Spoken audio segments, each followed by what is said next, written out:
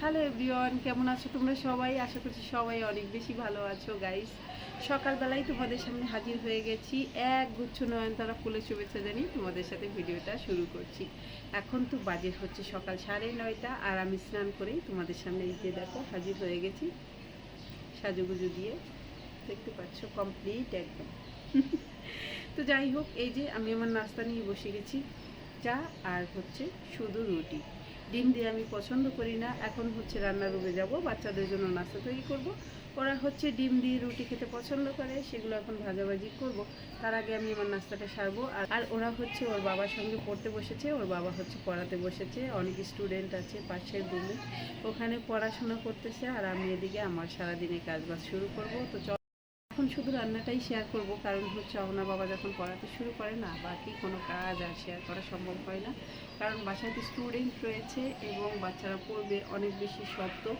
আর তোমাদের সাথে সরাসরি কথাও বলতে পারবো না। আর এখন মনে হচ্ছে কি সরাসরি কথা বলাটাই বেশি ভালো লাগে আমার। সরাসরি কথা বললে ভিডিওটাও কম সময় লাগে এডিট করতে, আর এডিট করা একটা ঝামেলা। যখন তুমি আলাদাভাবে সাউন্ড দিতে যাবে তখন অনেকটা বেশি সময় লাগে, আর সেই কারণে হচ্ছে ঝামেলা হয়ে যায়। তো এখন থেকে ভাবছি আমি যতটা সময় পারবো সরাসরি তোমাদের সাথে কথা বলবো। তো যাই হোক, আর এই যে আমার ফুলের টপটা কেমন লেগেছে অবশ্যই কিন্তু জানাবে। দেখছো, একেবারে রুমে জানলার পাশে লাগিয়েছে। আর দেখো কত সুন্দর রোদ উঠেছে, তাই না? হালকা হালকা রোদ, খুব সুন্দর একটা পরিবেশ। কিন্তু আমার কিন্তু এই সময়টা খুবই ভালো লাগে।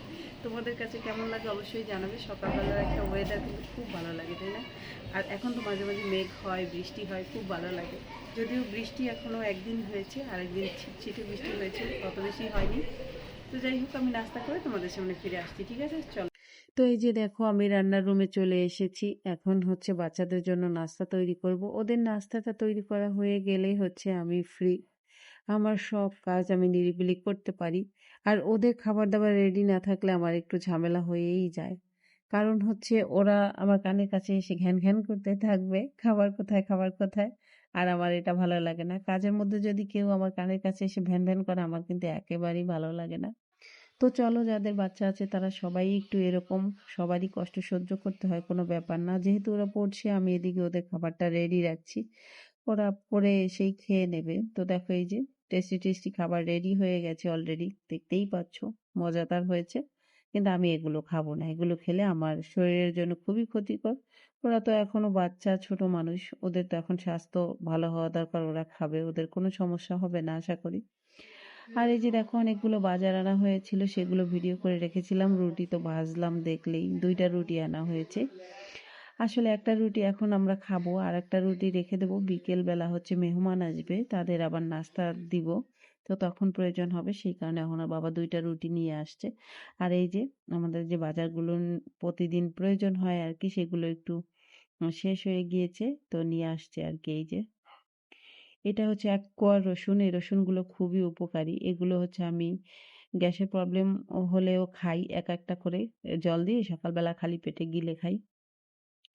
আর খাবারের জন্যও ভালো। দেশি রসুনটা কিন্তু সত্যিই ভালো। আমাদের দেশি রসুন আমার কাছে ইন্ডিয়ান রসুনের চাইতে ভালো। ইন্ডিয়ান যে রসুনগুলো হয় সেগুলো হচ্ছে কিছুটা কাজের সময়টা বাঁচিয়ে দেয়। বড় বড় রসুন কিন্তু খেতে ভালো না। সময়টা বাঁচায় ওই যে বড়, বেশি সময় বাঁচতে হয় না। আর এদিকে দেখো এই যে বিকেল বেলার একটা ভিডিও। আমি আজকে ভিডিও কিন্তু আর খুব বেশি বড় করছি না, আজকে ভিডিও এতটুকুই করব। এখন নাস্তা দিব তাদের, মেহমান চলে আসছে, 3জন এসেছে, তো তাদের জন্য একটু নাস্তা করলাম আর কি। আর এদিকে দেখো এই যে রুটিও ভেজেছি, কলা দিয়েছি, বিস্কিট, চানাচুর, এই আর কি। বিকেল বেলা আবার রান্না শুরু হয়ে গেছে। এই যে বাসমতি চাল দিয়ে আজকে রান্না হচ্ছে দম বিরিয়ানি। যদিও কয়েকদিন ধরে তোমাদের বিরিয়ানির রেসিপিটা খুব বেশি দেখানো হচ্ছে, আজকে ইচ্ছা ছিল না আমার, কিন্তু তাও অল্প অল্প দেখাচ্ছি, পুরোটা শেয়ার করব না। কারণ আমাদের রান্না বান্না সব মিলিয়ে তো একটা ভিডিও শেয়ার করতে হয়, আর এগুলো তো না দিয়ে খেয়ে উপায় নেই, আর দেখাতেই হবে। দেখো, চালটা কিন্তু আমি প্রায় 1 ঘন্টা ভিজিয়ে রেখেছিলাম ঠান্ডা জলে, সুন্দরভাবে পরিষ্কার করে।